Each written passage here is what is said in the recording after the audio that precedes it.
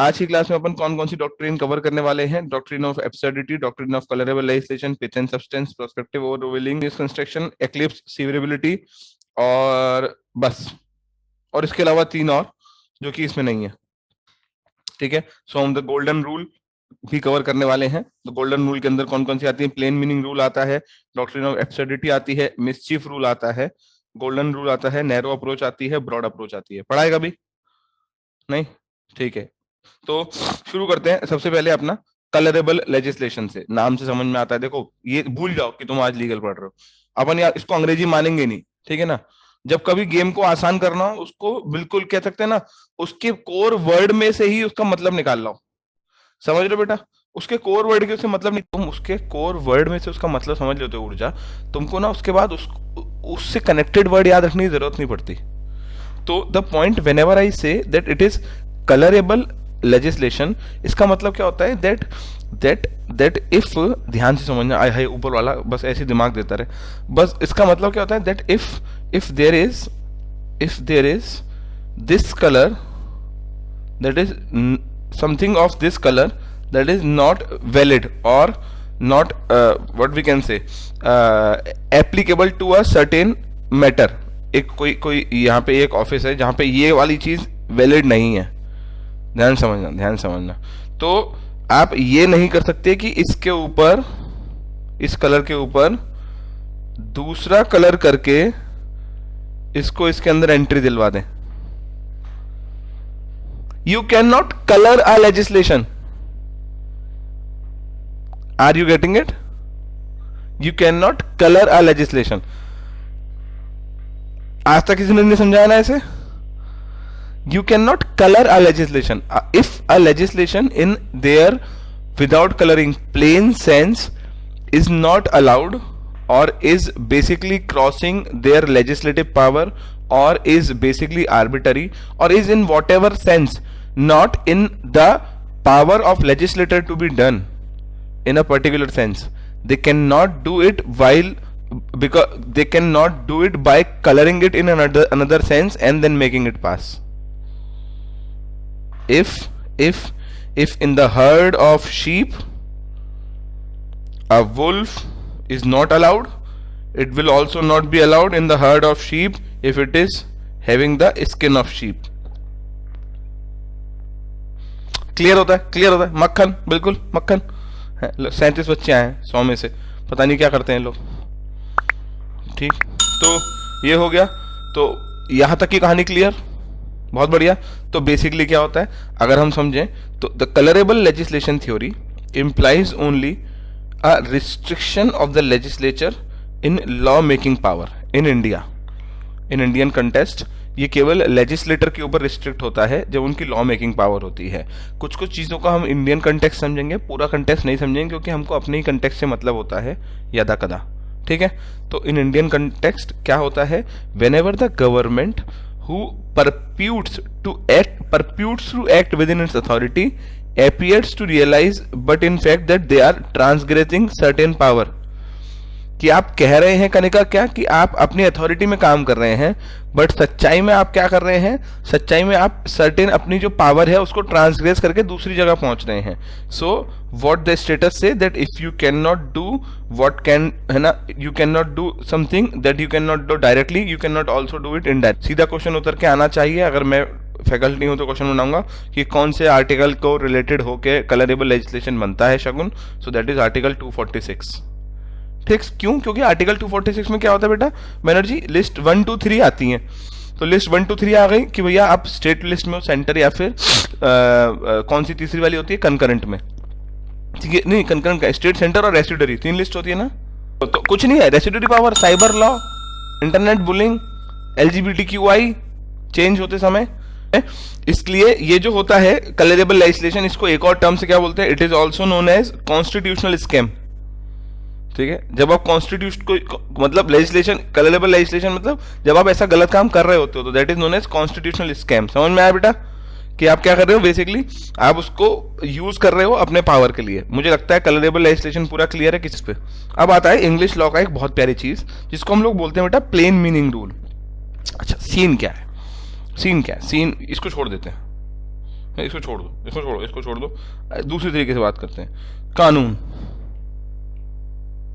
Law की base जब शुरुआत करी गई, लॉ की बेस जब शुरुआत करी गई, तो क्या हुआ, हमेशा शुरुआत में एक बात करेगी कि कानून को शरफ बनाने वाला, है ना, दो who made the law, execute करने वाला, दो who execute the law, and interpreted करने वाला, दो who interpreted the law, will be different and should be different if all the three people will be one, the maker, the executor and the interpreter of the law will be one, no matter how strict or clear the law is written, it is still absurd, it is still autocratic, it can be still not a law by book, it can be still a man-made law if the three power lies in a single body. भाई x बंदा है कोई, उसने बोला ये कानून होगा, उसी ने उस कानून को एग्जीक्यूट करवाया, एग्जीक्यूट करते में उस कानून के लिए दो लोगों ने गलती करी, वो आया, उन्होंने कहा ये कानून था, कहता अरे नहीं इस कानून का तो ये मतलब था, अगली बार उसका भांजा आया, उसने कहा नहीं ये वाला मतलब था, तीसरा उसने कहा ये मतलब था, अरे भैया ये कैसे हो रहा है, यहां तक की कहानी समझ में आएगी तो बहुत क्लियर समझ में आएगा। मैं तुमको ये जो मैं समझा रहा हूं ये नहीं लिखा हुआ है पूरे आर्टिकल में कहीं भी, ये वो है जो मुझको समझ में आया है, ठीक है, यहां तक समझ में आया। अब यहां से आगे चलते हैं, क्योंकि ये चीज नहीं होती है, और लॉ के तीन पार्ट होते हैं, that is the maker of the law known as legislative, those who execute the law known as executive, and those who interprets और give the justice over the law known as judiciary. क्योंकि law के तीन part होते हैं, इसका बहुत clear मतलब क्या होता है दोस्तों, इसका बहुत क्लियर मतलब होता है शगुन बेटा कि एक कानून के बनने के बाद उसके एग्जीक्यूशन जब तक दुनिया में चलेगा, एग्जीक्यूशन के प्रोसेस में बहुत ध्यान, भगवान बस ऐसी मेरे को समझदार बनाए रखना, एक मेरे को बहुत खुशी होती है पढ़ाने में, तो एक कानून के बनने के बाद, है ना, सी मुझे कितना how much I enjoy this process, एक कानून के बनने के बाद उसके एग्जीक्यूशन को होते समय, उसका एग्जीक्यूशन होते समय, क्योंकि सोसाइटी चेंज हो रही है, क्योंकि सोसाइटी चेंज हो रही है और लोगों में एवोल्यूशन आ रहा है, इस वजह से एग्जीक्यूशन करते समय there can be multiple phases और multiple things that can be executed in different manner. यहां तक समझ में आ रहा है, यहां समझ में आ रहा है। और क्योंकि मल्टीपल फेजेस और मल्टीपल चीजों को डिफरेंट मैनर में एग्जीक्यूट किया जा सकता है, इसीलिए जुडिशरी का काम होता है कि उस लॉ को हर एग्जीक्यूशन के केस में चेक करते चले कि क्या वो जस्टिस को सर्व भी कर पा रहा है कि नहीं कर पा रहा है।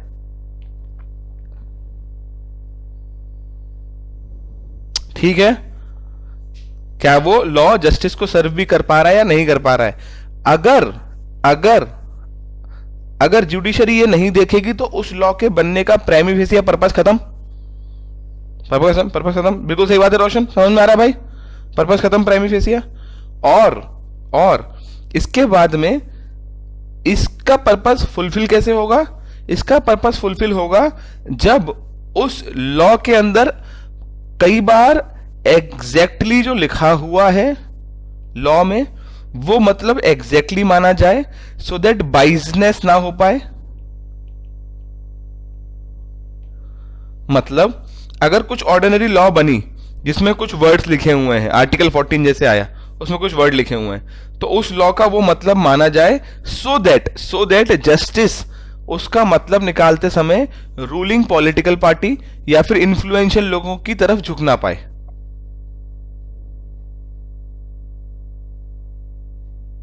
भाई कल को कोई बड़े आदमी का बेटा आया, बहुत बड़े आदमी का, किसी रिच आदमी का, उसने, धीरे बोलता हूं, उसने कोई खून किया या उसने कोई 3-5 कर दी, बड़े आदमी का बेटा आया। अब उसके बाद में क्या हुआ, बड़े आदमी के बेटे के आने के बाद में जब उसने सब कुछ करा, तो वो करने के बाद में जब वो जज के सामने गया और जज अगर इसका वर्ड बाय वर्ड इंटरप्रिटेशन नहीं निकाल के वो इंटरप्रिटेशन निकाल दे जो उसके बेटे के फायदे में हो, तो नुकसान हो जाएगा नहीं हो जाएगा।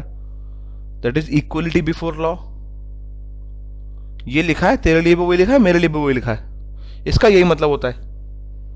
समझ में आ रही है, यही मतलब होता है। फालतू बात नहीं, निकलो यहां से, इसको बंद करो अंदर। यहां तक समझ में आई, ए। बी, कानून ने कॉन्टेक्सचुअल मीनिंग निकाला सो दैट इनजस्टिस ना हो पाए अलग अलग केसेस में। समझ में आ रहा है मेहुल? सो दैट इनजस्टिस ना हो पाए अलग अलग केसेस में। दो बातें हो गई। सो when I say exact meaning can be also term is literal meaning, and when I say contextual meaning can be also term as contextual meaning क्योंकि वही होता है उसका मतलब। बट यहां तक की कहानी समझ में आई? यहां तक की कहानी समझ में आई? तो बेसिकली क्या हुआ कि कानून के बनने से लेके एग्जीक्यूट होने के पीरियड में, क्योंकि बना कानून, मानो कि आज कानून बनता है मानो 2022 में, पर वो एग्जीक्यूट तो तब से लेके 2090 तक हो रहा है मानो, है ना, या 2100 सेंचुरी तक हो रहा है। उसके बाद जाके हो सकता है कुछ चेंज आए, रिटर्नेंट हो जाए, जो भी हो। तो ये अभी ये पूरे इतने साल तक एग्जीक्यूट हुआ तो कुछ कुछ तो चेंज हो रहा होगा। समझ में आ रहा है? तो हो सकता है कानून में चेंज ना करें, पर जस्टिस का काम तो ये है ना कि वो अप्रोच लगाए, प्रिंसिपल्स लगाए, डॉक्ट्रिन लगाए। क्लियर हो रहा है? सो टू टैकल दिस प्रॉब्लम आशी, टू टैकल दिस प्रॉब्लम बेटा, came the concept of the 3 golden rules of statutory construction. So there are 3 golden rules of statutory construction, basically known as the 3 golden rule of statutory construction by the English court. कोई हंसेगा नहीं, मैं बता रहा हूँ, कोई हंसेगा नहीं क्योंकि मुझे भी हंसी आ जाएगी इसलिए, तो है ना। तो 3 golden rule of statutory construction by English court, and these are, first is basically plain meaning rule, second is mischief rule, and third is golden rule. ठीक है? plain meaning rule, mischief rule, and golden rule. So let us take the case of plain meaning rule first of all. Clear है? So taking into consideration the plain meaning rule concept, plain meaning rule, what is the meaning? That while devising or interpreting any law, the ordinary meaning of the language of the statute, in other word, the statute to be read word for word, and is to be interpreted according to the ordinary meaning of the language, unless statutes explicitly define some of its term otherwise, or unless the result would be cruel or absurd. मतलब जो लिखा है उसका same मतलब ही मानेंगे जो normal language में होता है, कुछ भी औंधा पौंधा घूम घुमाते हुए नहीं आएंगे। और वो क्यों नहीं आएंगे? Because the plain mechanism rule prevent the court, जो सबसे पहला केस था, from taking sides in legislative और पॉलिटिकल इश्यूज। आया समझ में? आया? So additionally it is a mechanism that underline textualism और to a certain content originalism. So ये किस पे काम करता है? लिटरल मीनिंग पे और टेक्सचुअलिज्म पे काम करता है। तो क्या हुआ? डॉक्ट्रिन ऑफ एब्सर्डिटी क्या कहती है कि until and unless देखो, जब कभी मैं कहता हूं ना, जैसे कि हमेशा कितनी प्यारी चीज है, जब कभी मैं कहता हूं that you have right to speak, it is very much clear that while you have the right to speak, it is very much clear that you also have right to remain silent. जब मैं नहीं बोलती, समझ में आ रहा है? नहीं बोलते हम, क्या कर लोगे? सो राइट टू स्पीक और रिमेन साइलेंट एक दूसरे का पार्ट होते हैं। क्लियर है ना? क्लियर है? इतनी बात समझ में आती है। So doctrine of absurdity says that if the strict or literal interpretation of a statute are leading to seemingly absurd result, देखो यहां पे भी लिखा हुआ था, ये लिखा है ना वर्ड, इसी वर्ड को उन्होंने सीधी बात करी, तो उसका एक्सेप्शन के लिए डॉक्ट्रिन है seemingly absurd result. The doctrine of absurdity hold that the common sense interpretation should be preferred in such cases rather than literal reading. But in which cases? In such cases. And when I say such cases, what is the meaning of such cases over there? Such cases mean when the statute, if read directly word for word, lead to absurd result. सड़क पे खून फैलाना एक कानूनन जुर्म है। अगर ये एक स्टैच्यू बनता है, that spilling blood over the what we can say road is offense. So इसका मतलब क्या हुआ कि कोई किसी को मारेगा तो उसका खून निकलेगा, तो ये ऑफेंस है। लेट्स से सड़क पे किसी इंसान की कोई वेन चोक हो जाती है जिससे उसे सांस नहीं आ रही, और कोई सर्जन उसकी उस वेन को कट करके खोल के उस पर कोई इंस्ट्रूमेंट है, वहीं पे वहीं उसको जान बचा लेता है, खून तो तब भी फैला। अभी क्या जेल कर दें उसको? आ रहा है समझ में? एग्जाम्पल से समझ में आ रहा है? क्लियर? भाई खून तो तब भी फैला, अभी क्या करें? जेल कर दें उसको? तो उसने तो जान बचाई, ठीक है ना? भाई किसी को धक्का मारना गलत बात है, ऐसे समझो, किसी को धक्का मारना जुर्म है, चोट लग सकती है। तुम सड़क पे चल रहे हो, तुमने देखा किसी आदमी कोई रोड के बीच चल रहा है और ट्रक आके उसको उड़ाने वाला है, और तुमने उसमें भड़बड़ाते हुए लात दी, बिल्कुल वाह ब्रूसली की तरह, और वो उड़ के रोड के दूसरी तरफ जाके गिरा, उसकी कोनी वोनी छिल भी गए, पर वो जिंदा बच गया, तो क्या तुमको जेल होगी? नहीं होगी ना। अबे और रिकॉर्डिंग भी हो रहा है, वो दिख रहा है कि ऐसे ट्रक आ रहा है, और उसमें तुम्हारे फिर यूट्यूब पे तुम वायरल हो गए, hero don't wear a cap, they just walk on the road. Are you getting the common sense? समझ में आ रहा है? क्लियर है? समझ में आ गया? ठीक है, समझ में आया? तो डॉक्ट्रिन ऑफ एब्सर्डिटी समझ में आई। Now comings the next rule. तो ये डॉक्ट्रिन हुई, ये रूल है। Now comings the second rule, that is the mischief rule. So what is the mischief rule? समझते हैं एग्जैक्टली। सो ये हुआ क्या कि जब बेसिकली ये लॉ जब 3 रूल बन रहे थे, तो पहला रूल था वर्ड टू वर्ड, ताकि उस तरफ ना जाए। मिसचीफ रूल था किस लिए? कि जब कभी कोई कानून बनेगा बेटा, हमेशा याद रखना, देयर विल बी पीपल जो उसको तोड़ने के लिए सेम की सेम बातें सोचना शुरू कर देंगे, है ना? तो कानून को ऑपरेशन होना तुरंत शुरू हो जाएगा। तो अब क्या होता है, सी मैं अब जो बोलूंगा वो थोड़ा टफ है, बट बोलना जरूरी है। तो जैसे कहते हैं ना कि science is neutral, it is neither bad nor good. Nuclear power can be used as bomb, it can also be used as energy, है ना? Anything internet can be used as boon, as a bane also. So same with legal as a profession, law as a profession.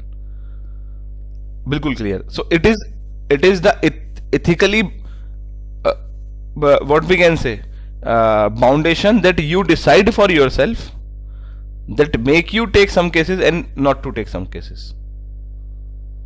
So और ये कोई define नहीं कर पाएगा दुनिया में, ना करना चाहिए। तो और तुमको भी किसी की डेफिनेशन लेनी नहीं चाहिए, भक हम नहीं मानते, हम अपनी लेंगे, क्या कर लोगे? Are you getting it? तुमको अपनी डेफिनेशन लेनी चाहिए, किसी की नहीं लेनी चाहिए, पूरी जिंदगी याद रखना, क्योंकि तुम जो काम करोगे आने वाले जीवन में, अगर अच्छा कर पाए तो, है ना? ऐसे छोटे मोटे लॉयर रहे तो अलग बात है, छोटे मतलब पैसों वाले में नहीं कह रहा हूं मैं, चैलेंज हेड ऑन लेने वाले। बट अगर अच्छा काम कर पाए कुछ, तो फिर तुमको ये डिलेमा आएगा, अक्सर कर आएगा, क्योंकि तुम्हारे पास पावर्स हैं और उनका इस्तेमाल दोनों तरफ हो सकता है। क्लियर आ रहा है? तो उस टाइम पे वापस आते हैं अब समझते हुए कि जब कोई लॉ बन रही थी तो उसको तोड़ने वाले आए, तो उनने तोड़ते में उसी लॉ में लूप होल देखे, और जब उनने लॉ में लूप होल देखे, तो जब उस लॉ के उस लूप होल के हिसाब से उनने कोई काम किया जो कि उस लिटरल मीनिंग के हिसाब से लूप होल बन रहा था। श्रॉफ, अगर लिटरल मीनिंग बचा सकता है, तो लिटरल मीनिंग से वो what we can say side होना अगर बचा सकता है, तो मार भी पड़वा सकता है। मतलब जब साहब ने देखा कि let's take a case that it is illegal for a prostitute to basically do the activity of what we can say किसी को बुलाना, है ना, किसी को what we can say चल मेरे साथ, इस तरीके की प्रोस्टिट्यूशन वाली एक्टिविटी करना over the road, it is illegal. मानते हैं इट इज इलीगल। अगर वो ही प्रोस्टिट्यूट वो काम को वहां ना करते हुए किसी एक बिल्डिंग के फर्स्ट फ्लोर के बालकनी के खिड़की से करे जो रोड पे होगा, तो क्या वो इलीगल नहीं होगा? होगा।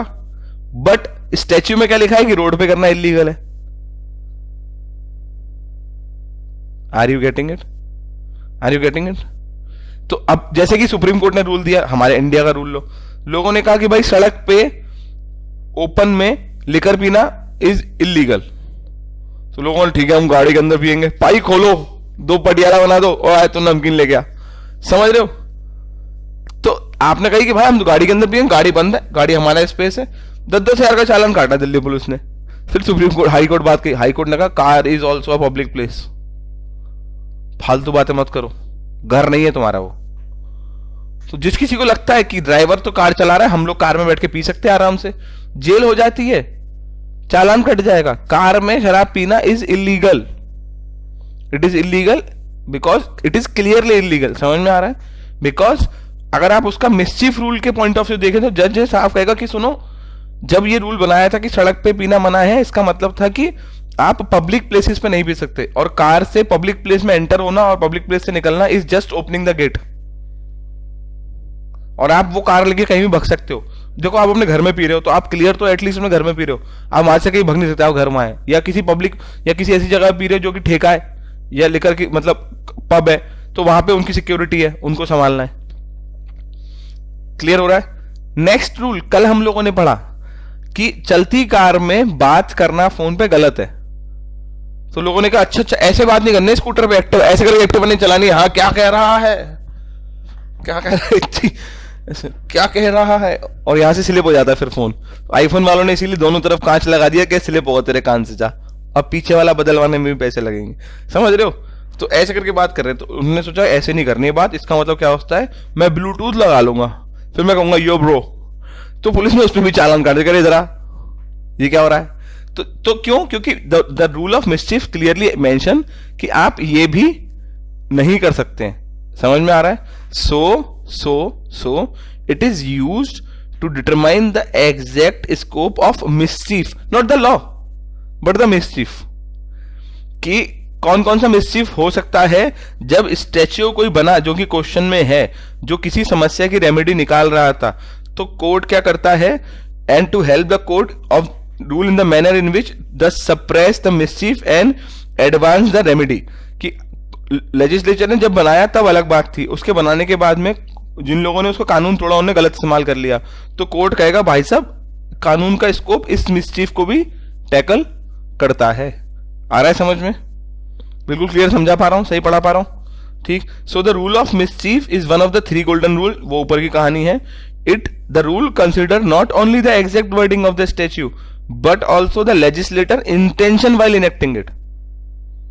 तो लेजिस्लेटर की इंटेंशन क्या है कार ड्राइविंग में? Because car driving is a job that requires your concentration. You should not talk to anyone while driving. And when we say not talk to anyone in any manner, via Bluetooth, via hands-free or via phone. Are you getting it? है ना? तो India में क्या होता था, India में इन कानूनों को कैसे सुधारा गया है, और अब भी टियर 2 टियर 3 सिटीज में कैसे नहीं सुधर पा रहा। एक स्कूटर पे 2 लोग, स्कूटर भी कैसे बनाता हूं मैं, जो भी है ना, एक बाइक पे 2 लोग बैठे हैं, ये होती होगी ना बाइक, ये इंजन हो गया, ठीक है। एक बाइक पे 2 लोग बैठे हैं, तो अभी क्या हो रहा है भाई, ऐसे काम चलाना पड़ेगा। तो लिटरल मीनिंग क्या था इसका? लिटरल मीनिंग था हेलमेट लगाना है सो दैट तुम्हारी सेफ्टी रहे। Are you getting it? तुम्हारी सेफ्टी रहे। तो जब आप वो गलत यूज करते हैं तो आपको उसका चालान कटेगा अगर आप पीछे वाला नहीं लगाता है। ए बी लिटरल मीनिंग क्या होता है? तुम हेलमेट की बात करते हो, लोग क्या करते हैं क्रिकेट वाला हेलमेट लगा के बाइक चला लेंगे। हाँ पुलिस सारी कहा करें, कुछ नहीं हो रहा, क्रिकेट वाला ही लगा लिया। नहीं तो क्या हुआ, वो प्लास्टिक की टोपी से लगा ली, वो बिजली वाले जो लगाते हैं करंट से बचने के लिए, तो पुलिस उस पर चालान काट देती है। क्यों? क्योंकि अगर आपका हेलमेट सर्टिफाइड नहीं है ISI तो आपका चालान कट सकता है। क्यों कट सकता है? क्योंकि आप वैसे मरो ना मरो, हेलमेट के टुकड़े सिर में घुसने से मर जाओगे। Are you getting it? समझ में आ रहा है? So the point of this is basically what, कि if law prohibits a specific behavior in the street, the legislator might or might not have intended that the same behavior on the first floor of balcony overlooking the roadway to be covered.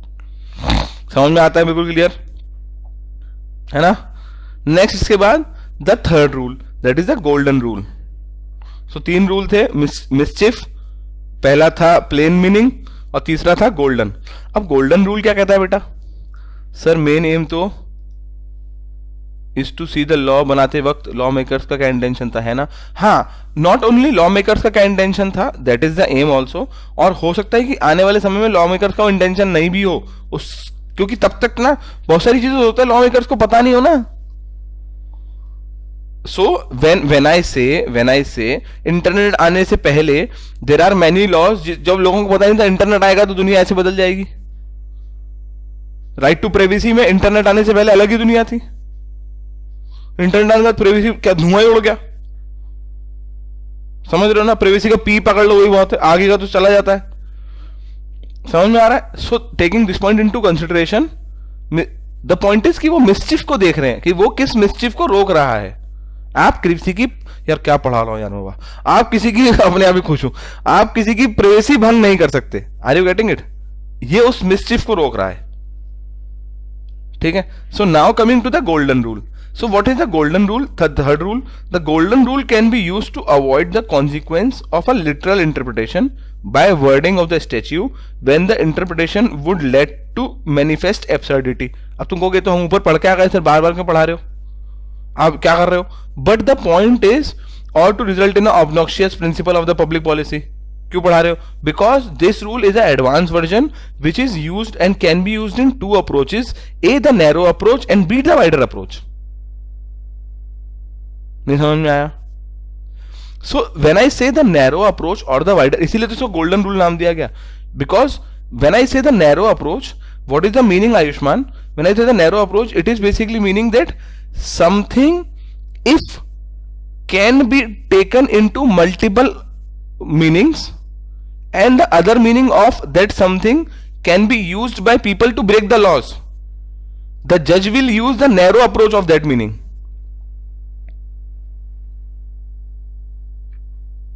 आ रहा है समझ में? The judge will use the narrow approach of that meaning, not the other meaning. तो वो साहब बोलेगा बस यही मतलब है इस बात का, और कुछ मतलब नहीं, बंद करो इसको। Taking again the case of car चलाते में बात नहीं करनी है फोन पे। तो तुमने कहा मैं फोन पे बात तो नहीं कर रहा था, ब्लूटूथ कनेक्ट था। जज ने कहा ओए फोन पे बात नहीं करनी है, मतलब बात नहीं करनी, चाहे तू ब्लूटूथ से करे, चाहे मन से करे, चाहे कैसे करे, नहीं करनी, चाहे तू एमआई वाला कान के अंदर छोटी सी प्लग वाले मिशन इम्पॉसिबल वाला क्या चल रहा है, कुछ नहीं करनी है बात, ये मुंह चलता नहीं नजर आ जाए कार चलते में। Are you getting it? Narrow approach नहीं करना है तो नहीं करना है। सड़क पे प्रोस्टिट्यूशन की एक्टिविटी नहीं करनी, हम सड़क पे नहीं कर रहे थे, खिड़की से कर रहे थे। सड़क पे मतलब इस एरिया के आसपास देखने नहीं चाहिए। समझ में आ रहा है? Are you getting it?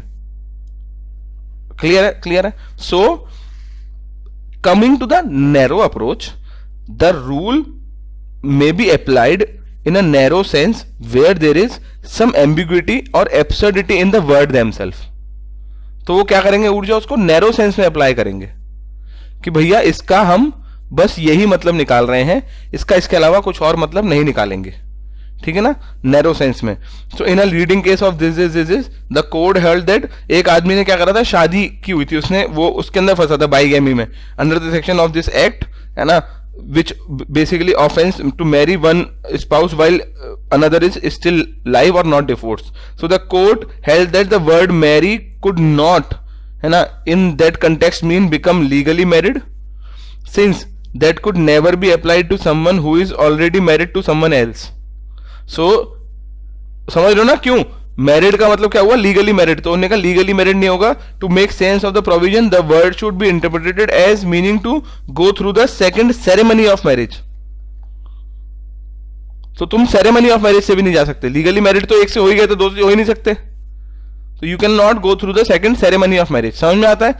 तो इस अगर ये वाला एग्जांपल समझ में नहीं आता तो एग्जांपल छोड़ देना, मुद्दा समझ में आ चुका है, क्योंकि एग्जाम्पल हमारा हमसे रिलेटेड नहीं है तो इसलिए हमें समझ में नहीं आएगा, पर हमारे से रिलेटेड एग्जाम्पल समझ में आ गया।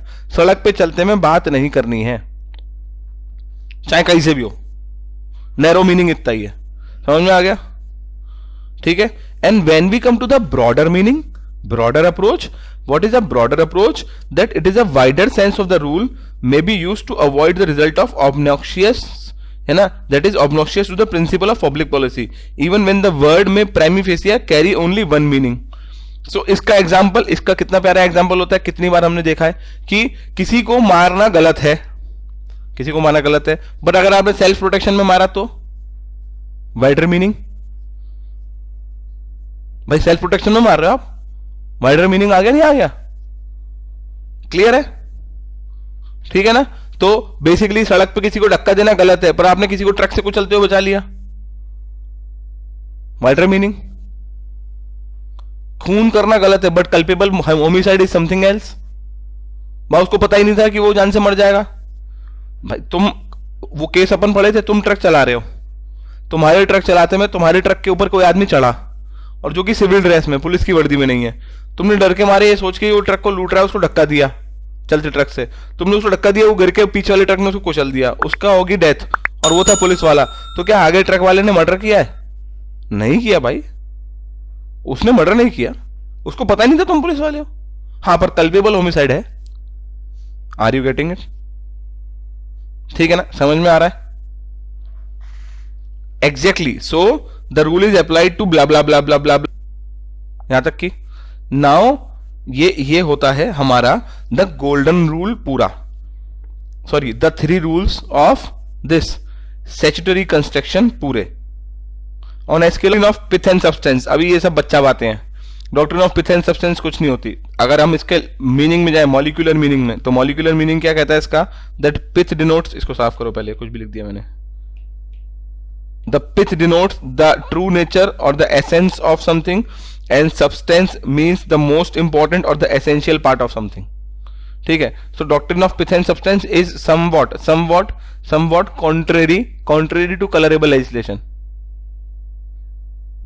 somewhat contrary to colorable legislation, taking into consideration what, that there can be cases when the center government make a rule that is in the state government list, or when the state makes a rule for the state that is in the center list,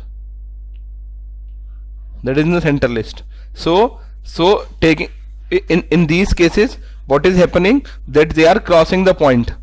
But if they are crossing the point for the just sense,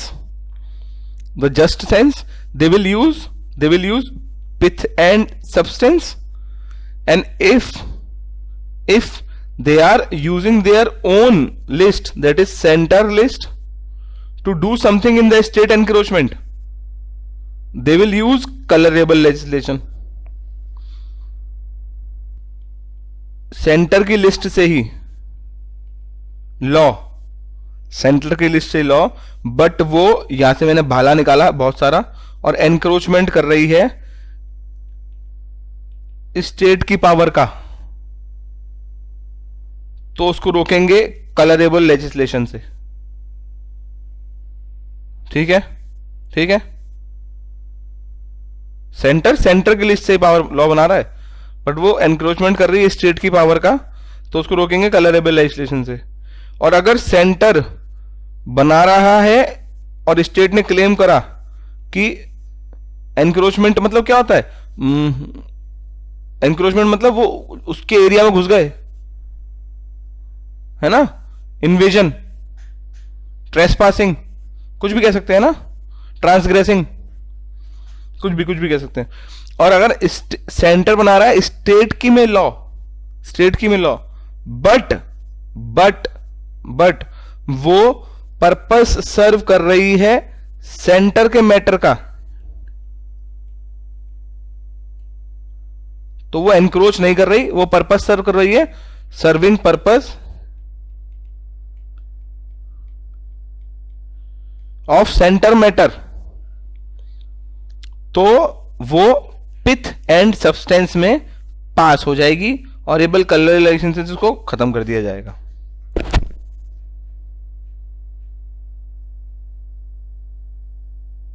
समझ में आया? ये ambit था उस law का purpose.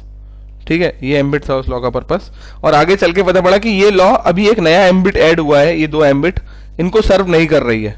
हाँ, ये example आ गया, प्रिवेसी, राइट टू प्रिवेसी। शुरुआत हुई तो क्या हुआ, एग्जांपल आ गया प्रिवेसी, तो क्या हुआ, लॉ बनी राइट टू प्रिवेसी। शुरुआती तौर पे वो इतना चल रही थी, आगे चल के उसके अंदर ये ऐड होने वाली बातें आई मानो, तो अब कोर्ट का क्या काम होगा, जब doctrine of prospective over ruling का मतलब क्या होता है, ओवर रूलिंग मतलब समझते हो, उसने कहा ओवर रूल, चल भी निकल, है ना, और प्रोस्पेक्टिव मतलब क्या होता है बेटा, तो प्रोस्पेक्टिव मतलब होता है कि सोच समझ के सही तरीके से, है ना, मतलब मैं कैसे समझाऊं, मैं समझाता हूं कि जज ने ये चीज क्यों करी, क्योंकि उसको कुछ एग्जैक्टली प्रोस्पेक्टिव ओवररूलिंग आने वाला ही होगा, कैंसिल, तुम्हारी बात सही है। तो प्रोस्पेक्टिव का मतलब क्या हुआ, यहां पे यही साबित होगा कि जज ने क्लियर करा कि आने वाले समय के लिए मैं किसी बात को ओवर रूल कर रहा हूं। वाह, अब समझ में आ गया। तो आने वाले समय, इतनी देर तक बिना समझे बोल सकते हो, हाँ, टैलेंट है अपना अपना। तो आने वाले समय के लिए मैं किसी चीज को ओवर रूल कर रहा हूं। अब जाके मुझे समझ में आया, पता है मैं इतनी देर समझने की कोशिश कर रहा था और बोल ही जा रहा था, पर अब मुझे समझ में आ गया। तो प्रोस्पेक्टिव ओवर रूलिंग बहुत आसान बात है। कोई एक्स लॉ थी, उसका इतना एम्बिट था, उस एम्बिट के बाद ये 2 एम्बिट बढ़ गए।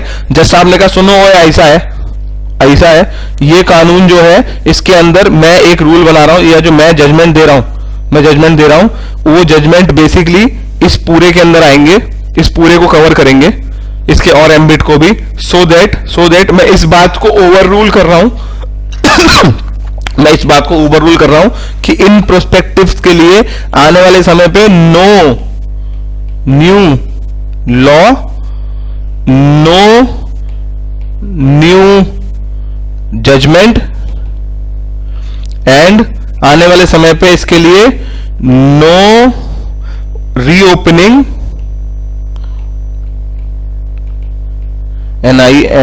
opening of a settled settled case।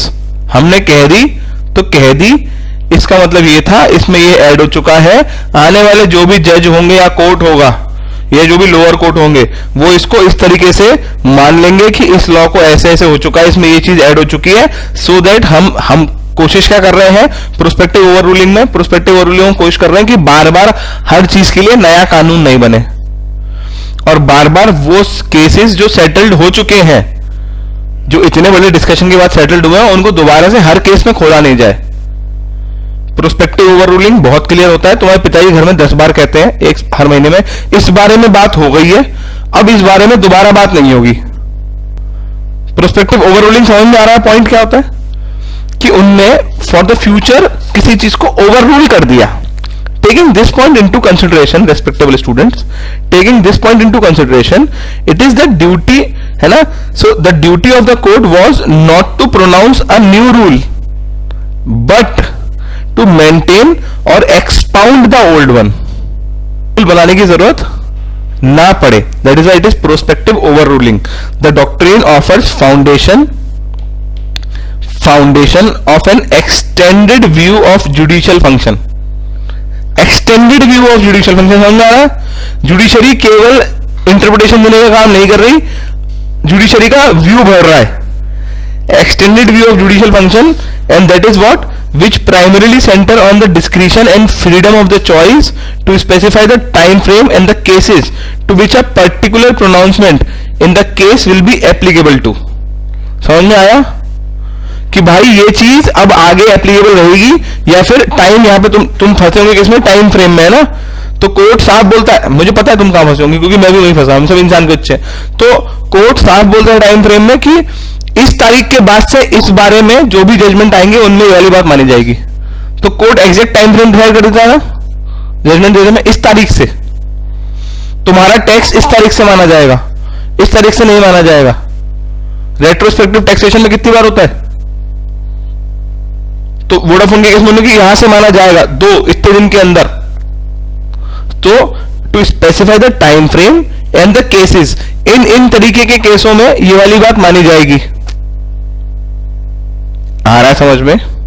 हाँ, एग्जाम्पल निर्भया कांड, जब वो जुवेनाइल जो था जिसने रेप किया था उसको छोड़ा गया, तो उसको छोड़ते समय उसके बाद में यह भी क्लियर करा गया कि आज के बाद अगर कोई भी केस ऐसे से रिलेटेड आता है, जब तक लॉ आएगी इसको जुवेनाइल ट्रीट नहीं किया जाएगा।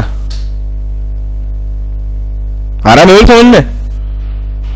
समझ में आ रहा है? फॉर द फ्यूचर लॉ आ गई, अच्छी बात है, क्लियर हो रहा है, समझ में आ रहा है। एग्जाम्पल तीसरा, लॉ बनी आज फोन पे बात करने वाली, है ना, वही वाली कार के अंदर। जैसा कि पास बात पहुंची, जैसा हमने कहा ओए ये तो बेईमानी कर रहा है, तो जितनी भी ब्लूटूथ कंपनी थी उन्होंने अपनी लॉटरी लगा दी, सबने ब्लूटूथ चालू कर दिए। उन्होंने कहा इस तारीख के बाद जितने भी केसेस होंगे उनमें ब्लूटूथ भी बात करने में माना जाएगा। तो यूज वहां का कर रहा है, पर साथ में एक और डॉक्ट्रिन लग रही है कि वो ओवर रूल कर रहे हैं कोई भी नया लॉ या नए प्रोनाउंसमेंट ऑफ द रूल को, and that is why it is known as prospective overruling. Prospective overruling is that the Supreme Court lays down the parameter within which a law laid down in a case which overrules the previous judgment has to operate। The whole purpose is to avoid the reopening of a settled issue and also prevent multiplicity of proceedings. That is, in effect, this means that all actions prior to the declaration do not stand invalidated. That Supreme Court lays down that the parameter within which a law laid down in a case which overrules the previous judgment has to operate. इसमें तो parameter within which the law is laid down in a case, किसी X case के अंदर जो law है उसके parameters क्या होंगे ये जज साहब बताते हैं प्रोस्पेक्टिव ओवररूलिंग में. So law is laid down in a case, उसका पैरामीटर बताते हैं which overrules a previous judgement has to operate. So basically पहले कोई जजमेंट आया था, ठीक है, कोई पहले जजमेंट आया था, उसका क्या होगा, पैरामीटर में क्या डिसाइड करेगा कि भाई मैंने आज जजमेंट दिया, इससे पहले की जो रेट्रोस्पेक्टिव बातें थी उन पे कोई बात नहीं होगी, बट इस डेट के आगे जितने भी जजमेंट होंगे उनके ऊपर मेरी बात अप्लाई होगी. प्रोस्पेक्टिव ओवररूलिंग आ गया समझ में? अब तो आ गया बिल्कुल क्लियर है ना. मैं डायग्राम बनाया तो यहां से यहां तक समय पुराना चल रहा था, यहां पे वो जजमेंट आया और उसके बाद उन्होंने कहा यहां से आगे ये मेरी लाइट में काम करेगा, इससे पहले नहीं करेगा. ठीक है. So the whole purpose is avoid of reopening of settled issues. पुराने इशू सेटल हो चुके हैं उनको रीओपनिंग मत करो. And also prevent multiplicity of proceedings. नई नई प्रोसीडिंग चालू मत करो, ये बात यहां डन होती है. In effect this means that all actions prior to the declaration do not stand invalidated. मतलब मैं आज अगर डिक्लेरेशन दे रहा हूं तो इससे पुरानी वाली बातें भी वैलिड रहेंगी, उनको बार बार ओपन मत करो, है ना. All the subordinate court are bound to apply the law in future cases only is the keyword over here. There may also be instance where Supreme Court may specify the date when the declaration shall come into effect and thereby not disturbing the decision taken before such date. ठीक है ना. The decision taken before such date. All this happens during the process of invalidating a law or overruling a decision. तो हुआ क्या कि आज किसी law को तुमने मानो इनवैलिड किया. बेसिकली क्या हुआ कि कोई लॉ थी, देखो, तो कोई लॉ थी जो कि ऐसे वो लॉ थी जिसका काला काल चल रहा था, ब्लैक पीरियड, मतलब वो गलत लॉ थी और उसने लोगों के साथ गलत किया. तो तुमने आज की डेट में क्या हुआ, तुम आए गोल्डन रूल लेके और तुमने आज की डेट में उसको इनवैलिड किया. तो आज की डेट में इनवैलिड किया तो गोल्डन रूल जो जब आया ये जजमेंट जिसने पुरानी लॉ को इनवैलिड किया तो बोलेंगे भैया आज की डेट से हम इसको आगे के फ्यूचर के लिए तो ये गोल्डन रूल चल रहा है. बट इसका मतलब ये नहीं है कि पुराने में जिन लोगों के साथ गलत हो चुका है वो इन केसेस को दोबारा खुलवाएं. आगे समझ में है ना. सो नो REOPEN ओपन, ठीक है, ONLY only in FUTURE future. समझ में आ गया सबको? बिल्कुल क्लियर. 1960 में वाह वाह 1973 इमरजेंसी लगी, कोई रूल आया और वो रूल इमरजेंसी लगने के बाद में चला कब तक, जब तक इमरजेंसी चलती रही और इमरजेंसी चलने के बाद में वो खत्म हुआ मानो 1978 के आसपास. 78 में जजमेंट आता है कि 1978 में कि भाई ऐसा है, अब ये वाला रूल खत्म होता है, आगे इसका ये जो गलत रूल या जो भी बन गया था ये अप्लाई नहीं होगा. बट इससे पहले अगर वो हो चुका है तो सॉरी हम कुछ नहीं कर सकते, उसको ओपन नहीं करना है. ध्यान सुनो, इंदिरा गांधी नहीं था, गोलकनाथ बीच में एक और आएगा. अब क्या हुआ, उसने बोला कि यहाँ पे फंडामेंटल राइट्स डीपीएसपी ऊपर नहीं जाएंगे, फंडामेंटल राइट जाएंगे. ठीक है, अच्छी बात है. यहां से आते जो हुआ उसके बाद बेरूबरी, उसके बाद बेरूबरी आया, बेरूबरी में बोल दिया डीपीएसपी ऊपर जा सकते हैं, तो यहां से यहां तक जो होगा वो उसके हिसाब से हो जाएगा. फिर उन्होंने बोला वो चेक करेंगे, तो यहां से यहां तक, तो जो पीछे हो चुका है उसकी बात यहां पे नहीं होगी. बट ये एग्जांपल से अच्छा ये वाला एग्जांपल है. मतलब मैं अच्छा क्यों कह रहा हूं, क्योंकि ये एग्जांपल से एग्जैक्ट समझ में आ रहा है. ठीक है, डॉट टू डॉट. कोई डाउट किसी को यहां तक नहीं? ठीक है, इसके अंदर वो हम वाला एग्जांपल लेते हैं यार मेहुल, इनफर्टिलाइजेशन स्टेरिलाइजेशन वाला. जब इंदिरा गांधी की सरकार थी तो संजय गांधी ने कितने लोगों को स्टेरिलाइजेशन करवा दिया था. ठीक है ना। और इसके अंदर हम एक और एग्जांपल लिखते हैं, आफ्पा वाला, arm force special power act, कल को रिपील होती है तो ये नहीं कह सकते कि हमारे से तब गलत हुआ था, नहीं तब तो हो गया साहब, आगे की बात करो। क्या बोलते हो, समझ में आ रहा है? वेरी गुड, हाँ बिल्कुल सही। So applicability of doctrine principle of desuetude is basically, छोटी सी बात होती है, कुछ नहीं होता है। इसका मतलब होता है कि ये जितना लिखा है, legal machinery to eradicate redundant laws, मतलब कोई ऐसा कानून है जो बन गया बट बहुत सालों से, समझो ना, समझो, तुम लोग समझदार हो चुके हो, अब तुमको समझना जिम्मेदारी है कि तुम लोग को अकल आ चुकी है, तुमको पता है सोसाइटी चेंज हो रही है। कानून आज से 30 साल पहले बना, पर सोसाइटी की प्रैक्टिसेस बैठ गई हैं कि वो उस कानून को तोड़ रहे हैं, और अब सोसाइटी उस टूटे हुए कानून को भी सही मान रही है। क्या बोल रहे हो, कहोगे सर क्या बोल रहे हो, समझ में नहीं आ रहा, कैसे करें, एग्जांपल दो। LGBTQI धारा 377, मैं उठाऊंगा ही नहीं, जो भी है, धारा 377 कानून बना कि इन अ प्राइवेट रूम, मतलब also you can not establish the sexual relation that are not natural. Rule बना। बट फिर क्या हुआ, समाज चेंज हुआ। अगर हमको याद हो मानव सर का वो महान लेक्चर जिसके अंदर उन्होंने 2 लाइन बनाई थी लीगल और मॉरल वाली, अगर याद हो तो क्या हुआ, इंसान, देखो हमेशा याद रखना, दुनिया में 2 तरीके की चीजें होती हैं।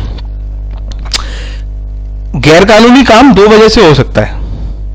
कोई काम गैरकानूनी इस वजह से हो सकता है कि वो दूसरों को नुकसान पहुंचा रहा है या गलत है।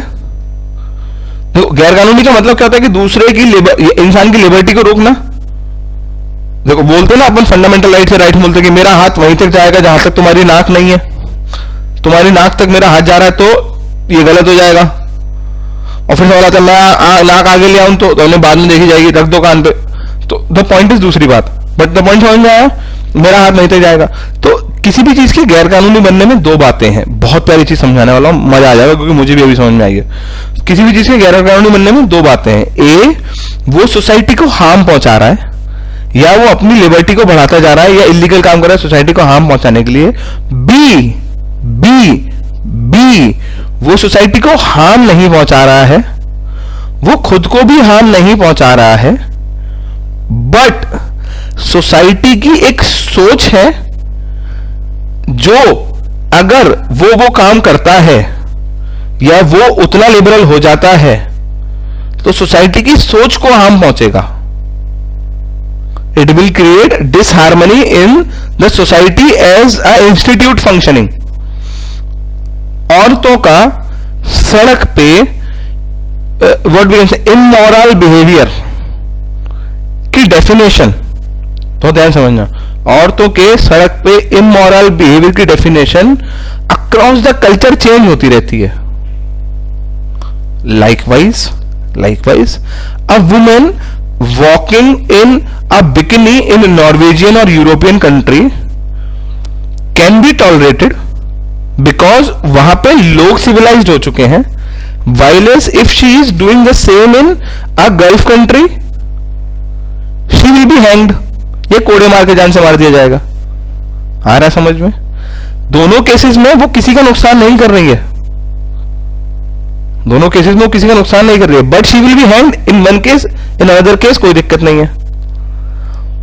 Publicly urinating in India can be tolerated. तो ठीक है, कहा है पानी दे रहा है पेड़ को हमारा लड़का,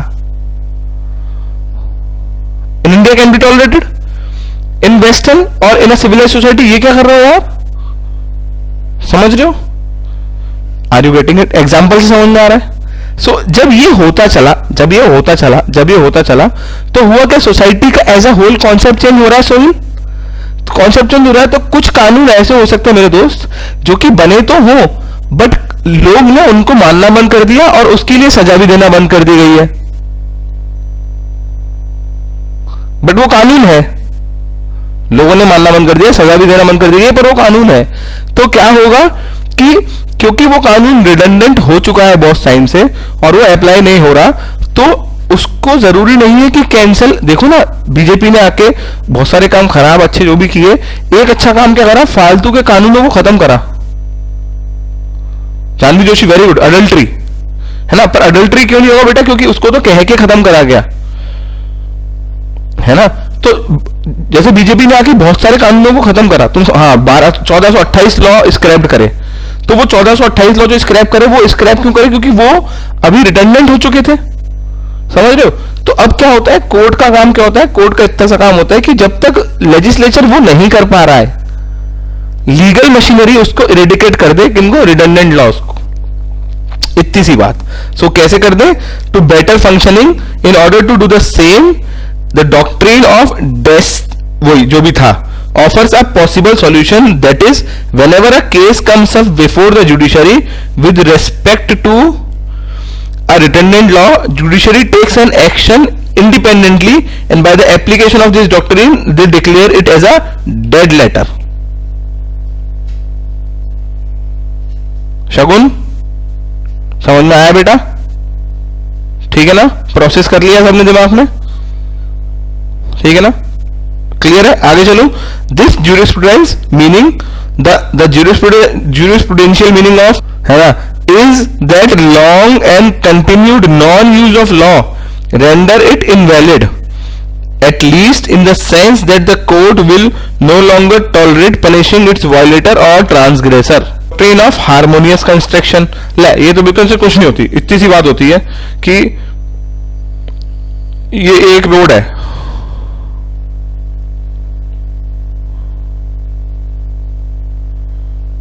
ठीक है ना, ये रोड है, बड़ी चौड़ी रोड है, तो ये रोड है बेसिकली, ऐसे बड़ी सी, अलग अलग कलर छोड़ देना, ये रोड है मानो ऐसे, है ना। तो उसमें क्या हो रहा था कि कुछ लॉज ऐसे चल रहे थे इस डायरेक्शन में, कुछ लॉज जरूरी थे बट इसके अपोजिट डायरेक्शन में चल रहे थे, उसका कुछ पार्ट, कुछ ऐसे करके चल रहे थे, कुछ ऐसे करके चल रहे थे। तुमको क्या हो रहा है, मतलब किसी किसी लॉ की कोई बात दूसरी लॉ की काट हो रही थी, इस लॉ की कोई बात उस लॉ की काट हो रही थी, उसकी कोई बात इसकी काट हो रही थी। तो जज साहब ने क्या करा, उन्होंने छोटा सा चौराहा बना दिया, वो भी डिवाइडर के साथ में बीच में। सारी जरूरी है लॉज, सारी जरूरी है और सबकी एप्लीकेबिलिटी है, केवल इस वजह से कि कोई एक लॉ दूसरी लॉ को काउंटर कर रही है, केवल इस वजह से कि कोई एक लॉ दूसरी लॉ को काउंटर कर रही है, हम ध्यान से सुनना, ध्यान से सुनना, ध्यान से सुनना, हम उसका वही मीनिंग क्यों निकालें कि जो काउंटर कर रहा है। हो सकता है ना इन दोनों के वो मीनिंग निकल आए कि ये इसको काउंटर ना करे और इसको काउंटर ना करे, दोनों के साथ हार्मोनियसली चल जाए, and that is why harmonious construction, कि भैया इस तरफ से आने वाले ऐसे चलेंगे, ऐसे मुड़ोगे तुम, ठीक है, इस तरफ जाने वाले ऐसे चलेंगे, ऐसे चलोगे, टकराओगे नहीं। Are you getting it? Example समझ में आया? बिल्कुल क्लियर, कहीं नहीं मिलेगा दुनिया की किताब में, ये भाई ने अपने आप बनाया, बिल्कुल अभी फ्रेश, बिल्कुल ठीक है, तुरंत। बहुत अच्छा एग्जाम्पल, मुझे खुद खुशी हो रही है अंदर से, थैंक यू वेरी मच, ठीक है ना। तो thank you very much Keshav. तो पॉइंट समझ में आ गया हार्मोनियस कंस्ट्रक्शन का। अभी कोई इस क्लास को harmonious construction refers to such construction by which harmony और oneness among the various provision of an enactment is arrived when the word, अभी ऐसे कोई लॉ है, बहुत सारे एग्जांपल दे रहा हूं, है ना। When the word of statutory provision bear more than one meaning, bear important क्या है, bear more than one meaning, there is no doubt as to which meaning should be prevail, there is a doubt as to which meaning should be prevail. तो doubt है तो क्या करेंगे, such meaning should be opted by which the word best harmonize with the subject and the subject of enactment. Are you getting it? So it is presumed that the legislature has enacted a law with definite purpose. It is also presumed that the legislature have used precise words to open the mind and have left no ambiguity in the language of the enactment. It is further presumed that all the provision of a statute are well composed and consist with each other because that the legislature is not supposed to contradict itself. नहीं चाहता था वो, by providing conflicting provision, वो contradict करना नहीं चाहता था. Hence, the statute should be constructed in such a manner so as to avoid any repugnancy. आपस में लड़ाई नहीं होगी. An inconsistency should neither be created nor be readily inferred.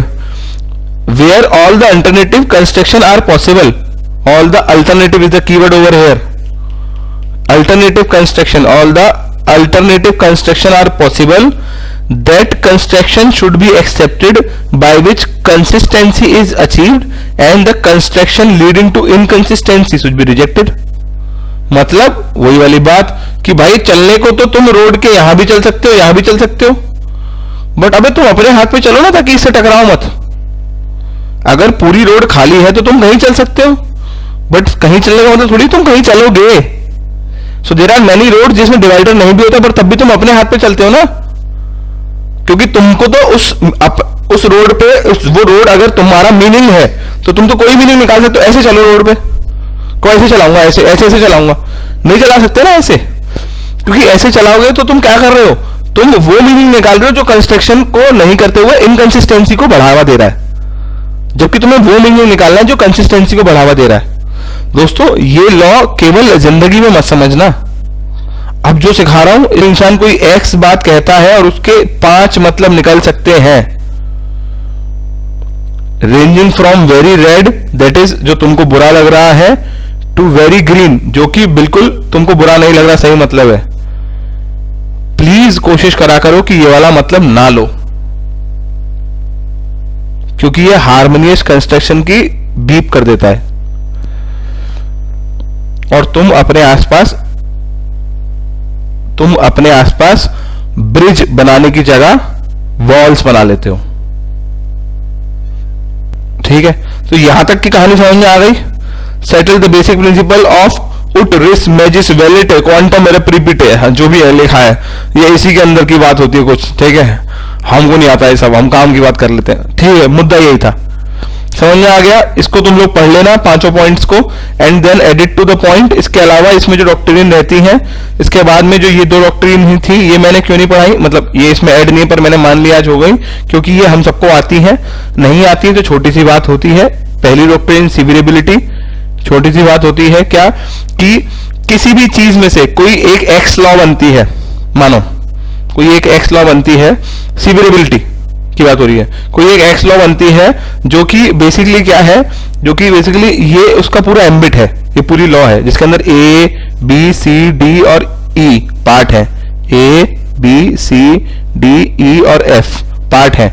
अब उस लॉ के अंदर ये 3 पार्ट ऐसे हैं, डी ई एफ, ये 3 पार्ट ऐसे हैं जो कि क्या कर रहे हैं, A B C D E F, हाँ 3 पार्ट ऐसे हैं जो फंडामेंटल राइट्स के अगेंस्ट हैं,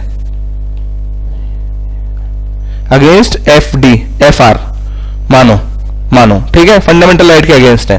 तो अगर अगर अगर अगर ये 3 चीजों को हटाने के बाद भी A B C is able to function, अगर ए बी सी अगर इन तीनों को हटाने के बाद भी फंक्शनिंग के लायक रहता है तो उसको रखेंगे. अगर इन तीनों को हटाने के बाद ABC is not able to function तो पूरा हटेगा, बट ऐसा नहीं होगा कि उसको छोड़ दिया जाए. तो if it is severable it will be severed और बाकी लॉ को बचा लिया जाएगा. If it can not be severed it can not be severed. Taking a second example, थोड़ा सा सुनने में घबराओगे पर एग्जांपल बिल्कुल अच्छा है, मैं बहुत सालों से एग्जांपल वाला यूज करता हूं. तुम किसी के साथ जा रहे हो, तुम्हारा दोस्त नहीं बोलूंगा, कोई भी अनजान है ना, पर उसका रेलवे ट्रैक में पैर फंस जाता है, मानो तो क्या होगा कि पैर अगर काट भी दिया जाए तो इंसान जिंदा बच सकता है, और अपने को पैर नहीं निकाल, ट्रेन आ रही है तो पैर काट के निकाल सकता है. बाई चांस उसका सिर फंस गया, टफ है, इमेजिन मत करो, बट पॉइंट समझ लो. या दूसरे तरीके से किसी के अगर हाफ बॉडी में पैरालिसिस हो गया, ऐसे ले लो, पैर में कोई इन्फेक्शन फैल गया तो डॉक्टर पैर काट देगा, बट अगर कोई ब्रेन डेड हो गया तो कुछ नहीं कर सकते ना, बिकॉज अगर इसको सीवियर कर दिया तो बचाई क्या, it can not be severe ना। Are you getting it? So ये बायोलॉजिकली ही समझ में आता है, क्योंकि ये कॉन्सेप्ट बनाया उससे कहता है डॉक्ट्रिन ऑफ सीवियरिटी, मतलब अगर उसका वो फंक्शन, चलो तीसरा केस, तुम्हारी कार के अंदर अगर पहिया पंचर होता है तो उसको चेंज कर सकते हो, सीवियरिबिलिटी है उसकी, बट अगर इंजन का गेम हो गया तो गया भैया। अभी समझ में आ गया, सीवियरिबिलिटी समझ में आ गया। दूसरा होता है eclipse. Eclipse, doctrine of eclipse क्या होती है, वो बहुत क्लियर बात करती है। डॉक्ट्रिन ऑफ एक्लिप्स को मैं यहां लेके आ रहा हूं, ठीक है, वो मैं यहां समझा दे रहा हूं दूसरे कलर से। डॉक्ट्रिन ऑफ एक्लिप्स क्या कहती है, छोटी सी बात है दोस्त, मानो ये कोई लॉ थी, क्या थी, लॉ थी, और ये इविल लॉ थी। कैसी लॉ थी, इविल लॉ थी, है ना। ये लोगों के फंडामेंटल राइट्स का हनन करती थी, मानो, ठीक है, फंडामेंटल राइट्स का हनन करती थी। अभी क्या हुआ, ये गरीब लोग बेचारे यहाँ पे खड़े हुए हैं, छोटे छोटे से पिन्नी पिन्नी से, ये लोग हैं यहाँ पे ऐसे करके, ये लॉ है जिनकी एम्बिट में ये लोग आ रहे हैं और ये फंडामेंटल राइट्स का हनन कर रही है, ठीक है, समझ में आ रहा है, समझ में आ रहा है। अब क्या हुआ कि ये लॉ इन लोगों का हनन करती थी ऐसे करके, मतलब ये इनके ऊपर ऐसे करके ऐसे आ रही थी और ये इनके ऊपर अप्लाई होती थी और इनका एक्सप्लॉइटेशन होता था। बट फिर बीच में क्या हुआ, देश आजाद हुआ दोस्तों, और देश आजाद होने के बाद में, देश आजाद होने के बाद में क्या हुआ कि फंडामेंटल राइट्स आ गए और उनने आके, सॉरी, यहां पे एक शील्ड बना दी, जिसकी वजह से इस लॉ ने इनको परेशान करना बंद कर दिया, बंद कर दिया। तो इस लॉ के ऊपर क्या लग गया, इस लॉ के ऊपर एक्लिप्स लग गया कि नहीं लग गया, इसके ऊपर ECLIPSE, ये स्पेलिंग होती है, ECLI, ओ क्या बात है, एक्लिप्स लग गया, लग गया। कल को अगर हमारे देश में इमरजेंसी लगती है या फिर मार्शल लॉ लगता है, तमीज से लिखो emergency, in case of EMERGENCY और MARSHALLAW और AFSPA, कुछ भी इसमें से लगता है मानो, तो आफ्पा लगता है, arm force special power act, कुछ भी लगता है, तो क्या हुआ बेटा कि ये जो बीच में अगर, और इसके बाद में क्या हो कि अगर ये हट गया तो फिर से वो यूज होने लग गई, फिर से वो यूज होने लग गई, तो लोगों के तो लग गए, नहीं लग गए। तो उस केस में कि कोई लॉ जो डेड नहीं हुई बट एक्लिप्स लग गया था, अगर ये हटा और दोबारा से लगना शुरू हो गए तो वो डॉक्ट्रिन ऑफ एक्लिप्स के अंडर में आती है। आपको समझ में आई सारी डॉक्ट्रिन्स? बढ़िया रही क्लास, सब लोग अपना ध्यान रखो। जय Hind. Thank you so much, बहुत अच्छा पढ़ा आपने। थैंक यू सो मच बेटा, थैंक यू सो मच, आज बहुत क्लियर था। Thank you so much, thank you so much, thank you so much.